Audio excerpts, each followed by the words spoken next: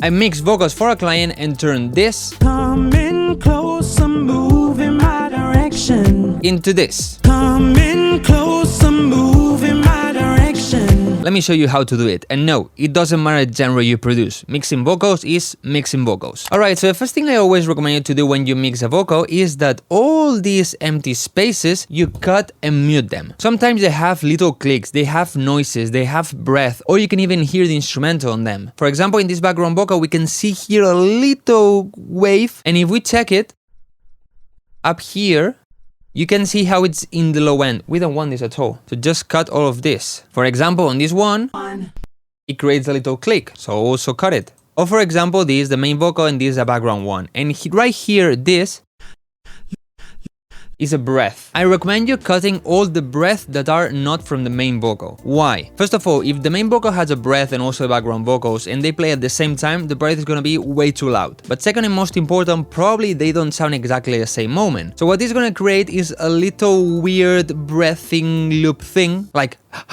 that you don't want at all. Also, this is a bit more personal taste. The breath only sounds good in the main vocal that is in the center. In the side ones, it's not really a good thing. So just whoop, cut all the breaths. Or in this one, if you check this, I'm gonna boost it a lot so you can hear it better, is the instrumental.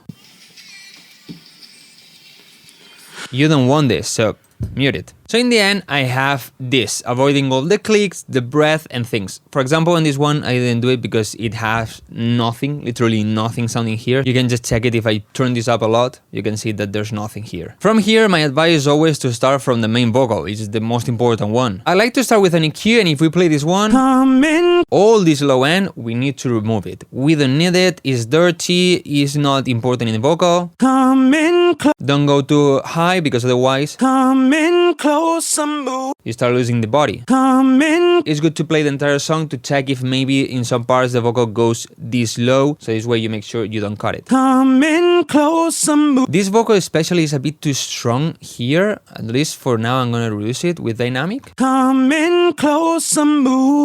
you can see, not all the time is that loud, and I think because of the microphone is a bit too strong in the mids. Getting this boxy sound that I don't really like. Move in my direction. This EQ stage is also good to check if there are some resonance in the song. And this one had the resonance here that I decided to reduce it normally, but also with dynamic, so this way it reduces more where it needs. Then if we check the vocal in parts like this, Move. that S is way too strong. It's a sibilant sound. You need to control it a little bit with a de-esser. I like to use the Pro DS. Move. As you can see, it only reduces when there is an S, and I'm doing it quite strong, but because it's quite loud. I like to use Soothe a lot to get a bit cleaner sound, to get some of the resonance that there are in the vocal in a dynamic way, and usually I focus on the lower part around here, and something around here. Of course, this is way too much. First, I want to make it a little bit sharper, and also if you increase the selectivity, you're gonna just get the ones that are really strong. Now just reduce the mix.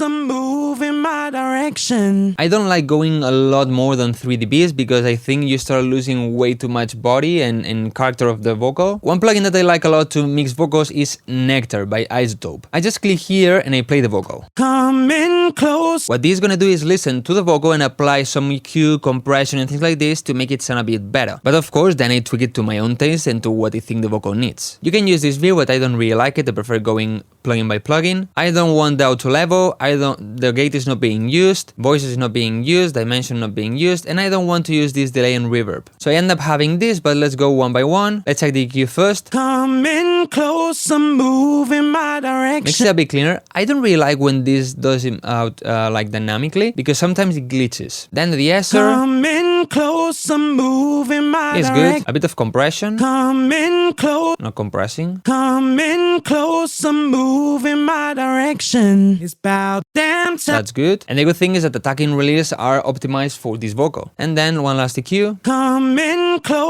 Move. I don't really like what it's doing, losing too much body and giving too much mid, so remove it. And I also like a lot to add the saturation of nectar. I like it in tape and just increase a little bit. Of course, if you go too much. Coming closer, moving. As you can see, it doesn't even add distortion, but that's too much. Coming close, coming close. Coming close. Sounds a little bit stronger. Now that the vocal sounds a little bit cleaner, what you need to think is on what you like. And in this case, it's not my own vocal, it's not my own song, it's for a client. And he wants a really bright vocal. So I need to deliver what that person wants, but of course not going over what I think is the limit of sounding good and bad. I'm going to use Mackie Q, and I think this vocal has a bit too much body, so I'm going to reduce a little bit here. Coming closer, move in my direction. I want to give it a bit more presence, so I'm going to try boosting this. Coming closer, bit. move in my This. direction. It's about damn time. And then I like the Mackie Q because it has the option of 40,000 Hz. Wildcrow, why are you boosting in 40,000 Hz? We cannot hear that. Of course, if you boost just in 40,000 Hz, you're not gonna hear it because our ears cannot perceive those high frequencies. But this has a curve, of course, and that curve is gonna make that also get boosted in 10,000, 20,000. And I like to use it because it sounds like a bit more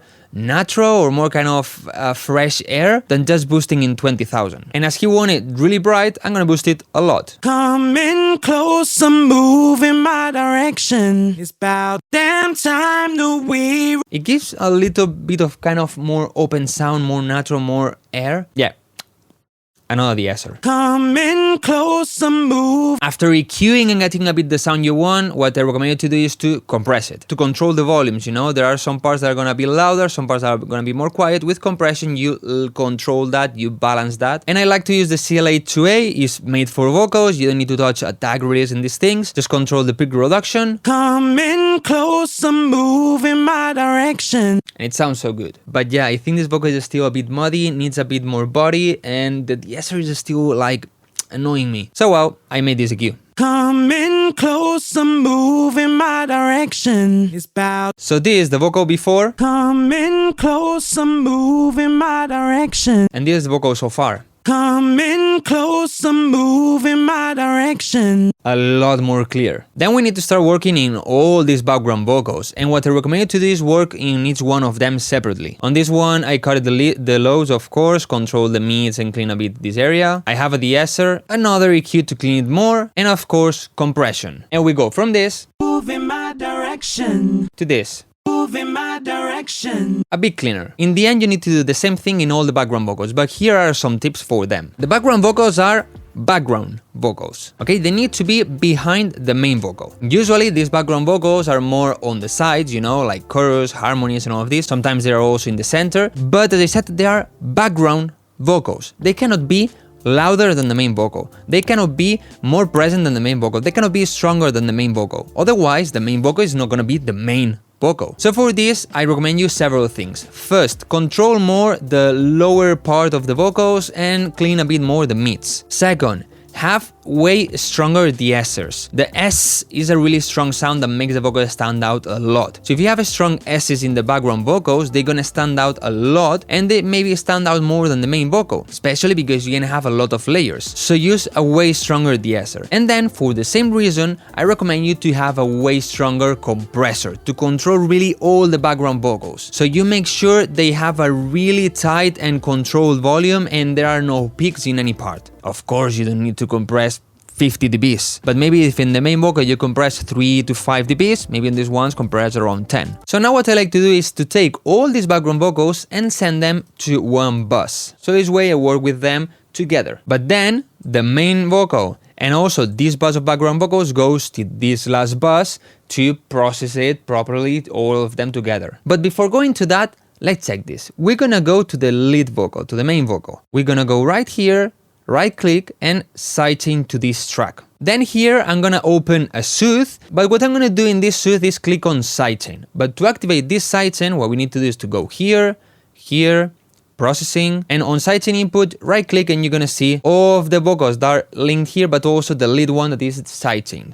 Click this one. So now what this does is that when the main vocal plays, Move in my direction. as you can see, is reducing. And for this, what I like is to, well, open this a bit more. And I want to put like the main focus in the presence area of the vocal that usually is between 1 and 4,000 Hertz around here. I know But I don't want it that sharp. I like to do it more like in a kind of multiband compressor or something like this. And as before, not that much because I don't want to reduce more than 3 dBs. I know you and I getting real close. So why is this for? What this is gonna do is, when the main vocal is playing, it's gonna trigger this soothe to reduce in the frequencies where the main vocal is playing, but in the background vocals. Let me explain this better. If the vocal sounds in 2000 Hz, the background vocals get reduced in 2000 Hz. This way, you're not really gonna hear that EQ, that cut, that reduction, because the main vocal is gonna cover that space, but you're gonna give more space to the main vocal. So this way, we're giving a bit more space in the 2000 Hz to the main vocal, and the main vocal sounds more clear. This is super useful. Now let's go to the vocal bus where we have the main and the background vocals, and what I did is boost a bit here because I thought it was losing a bit of body, and boost a lot more on the highs. I still think it needed a bit more body, so I decided to use this EQ to go more precise. I know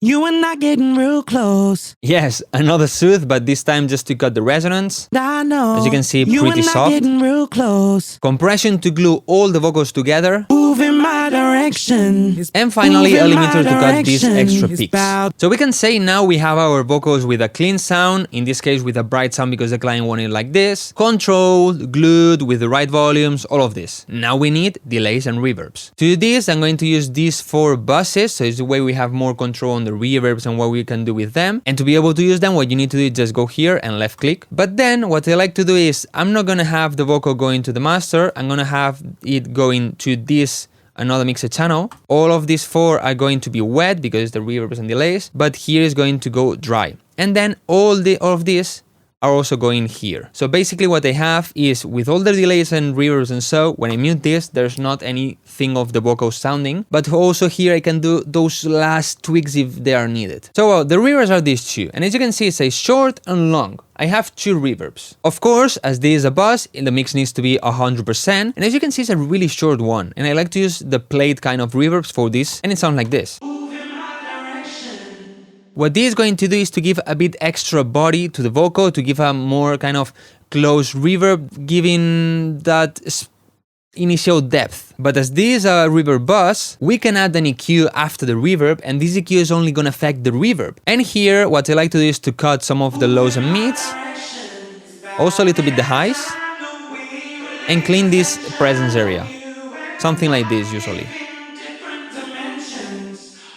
Sounds cleaner. Now for the long reverb, Wildcrow, there's a delay. What do you mean reverb? What I'm going to do is to have a delay before the reverb, before the long reverb, so this way I'm going to create more space. So I have this delay.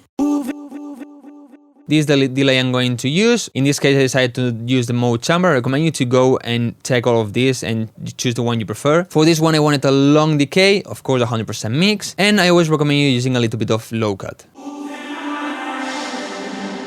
As you can see, it sounds really big. And like before, some EQ to clean a bit this sound.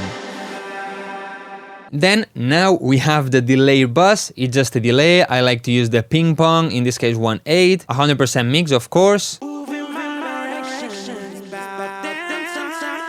And it also has an EQ. And then I have another delay, but this one is 1/4 and this one is 1/8, just because in some specific parts of the song it fitted better 1/4 than 1/8. Okay, but now we can make these reverbs and delays sound even cleaner, so this way it doesn't mask the dry vocal, of course, using sidechain. For this, what I like to use is the peak control. As you can see, I have 3. I have for the short reverb, for the long reverb, and for the delay. And then in each one of them, I have a frequency balance for the sidechain. How to do this? Just open the peak controller and the frequency balance. In the frequency balance, right click, link to controller. Here we're gonna choose, in this case, the short reverb in option peak, and click on inverted. It needs to go in this way. Now, as you can see, the volume gets up. We need to control the bass. And for the frequency balance, you can type 0.2, is at 0.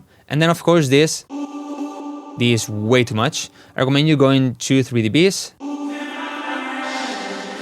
Something like this. And maybe for the delay go more, like 10, 15. It depends on how you want the delay to stand out. Now that we have the dry vocal and all the reverbs and delays properly, we can go to this final bus where you're gonna do some final steps. This extra EQ, as I said, the client wanted really bright, so I need to boost a lot more here. Move in my direction. Some compressor. Move in my direction. As you can see, really light just for the biggest peaks. And one final limiter also for those extra peaks. Move in my direction.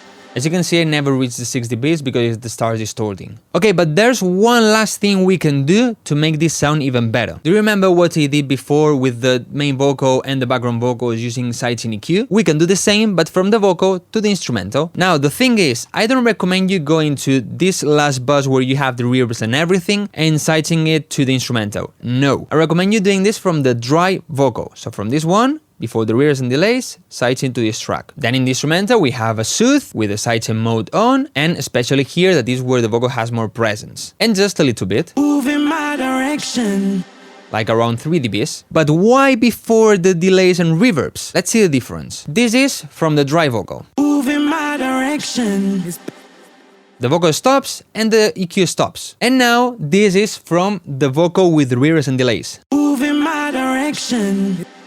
You see it keeps reducing. We don't want this reduction. This reverb and this delay is not really affecting the instrumental, it's not really clashing with it. The instrumental is not really masking the delays and reverbs. So it's better if you don't do it from this point. And then here we have the master bus because I needed to master this song also. I have several videos about mastering, but specifically talking about the vocal, with those on 11 I have this clarity and a stabilizer that are gonna make the vocal sound a little bit cleaner. And also this Pro MB that in the mid-highs, in the areas presence of the vocal, is expanding a little bit. Move in my direction. So in the end the vocal is standing out a bit more, and in the end we go from this Different dimensions, won't learn my lesson. Wanna be the last one you call at night. to this. Different dimensions, won't learn my lesson. Wanna be the last one you call at night. The vocal sounds a lot cleaner, it stands out a lot more, and in this case I would like it to have a bit more body and less highs, but the client is wanted like this, so I delivered this.